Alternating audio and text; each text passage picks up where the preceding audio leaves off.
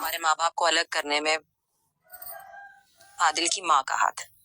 इस घर में हिस्सा है मेरा, तो पैसे चाहिए उसे बिजनेस के लिए। मुझे तुम्हें एक बात बतानी है।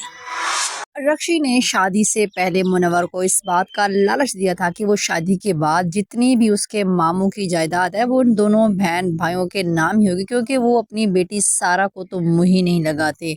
तो अब उस लालच में मुनव्वर उससे इस बात की डिमांड कर रहा है कि वो जाके अपने मामू और अपनी माँ से उस जायदाद के हिस्से की बात करे ताकि मैं कोई बिजनेस शुरू करूं। लेकिन जब वो आके यही बात फरहत को बताएगी तो फरहत के तो होश उड़ जाएंगे। फरहत को भी मुनव्वर की लालच का अंदाजा हो चुका है कि वो किस कदर लालची इंसान है कि शादी के चंद दिन बाद ही उसने रक्षी से अपनी जायदाद के बंटवारे की डिमांड शुरू कर दी है। सलमा के दिल से भी अब फरहत का डर खत्म होना शुरू हो चुका है। वो भी अब फरहत को सही मुंह तोड़ जवाब देना शुरू हो चुकी है, क्योंकि ज़ारा के आने के बाद ज़ारा ने सबको सिखा ही दिया है कि आखिर इन माँ बेटियों के साथ किस तरह से पेश आना है। और अब सलमा भी फरहत के सामने वो सलमा नहीं रही, बल्कि अब उसे सही जवाब देना शुरू हो चुकी है। सलमा ज़ारा को इस बात से भी इन्फॉर्म करती है कि आज तक जो कुछ भी तुम्हारी माँ और बाप के दरमियान में हुआ वो सब फरहत की ही वजह से हुआ। तो यहाँ पे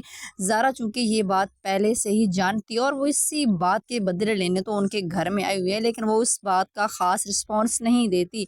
दूसरी तरफ सरमद भी ज़ारा को कॉल करके उससे खैरियत मालूम करता है और साथ उसे ये भी बताता है कि वो सारा से नहीं बल्कि ज़ारा से मोहब्बत करता है। तो वहाँ पे ज़ारा काफ़ी परेशान होती है, क्योंकि वो तो आदिल को ही दिल दे बैठी है और उसके जहन में तो सिर्फ आदिल चल रहा है। और वो इस बात से भी परेशान है कि जब आदिल को ये पता चलेगा कि मैं सारा नहीं बल्कि ज़ारा हूँ तो न जाने उसके ख़यालात क्या होंगे। नाजरीन, आपको क्या लगता है कि आदिल को जब ज़ारा की असलियत का पता चलेगा तो क्या वो उससे पहले ही माली मोहब्बत करेगा या फिर नहीं? अपनी राय से ज़रूर आगाह कीजिएगा। मिलते हैं नेक्स्ट वीडियो में। अपना बहुत सा ख्याल रखना। अल्लाह हाफिज़।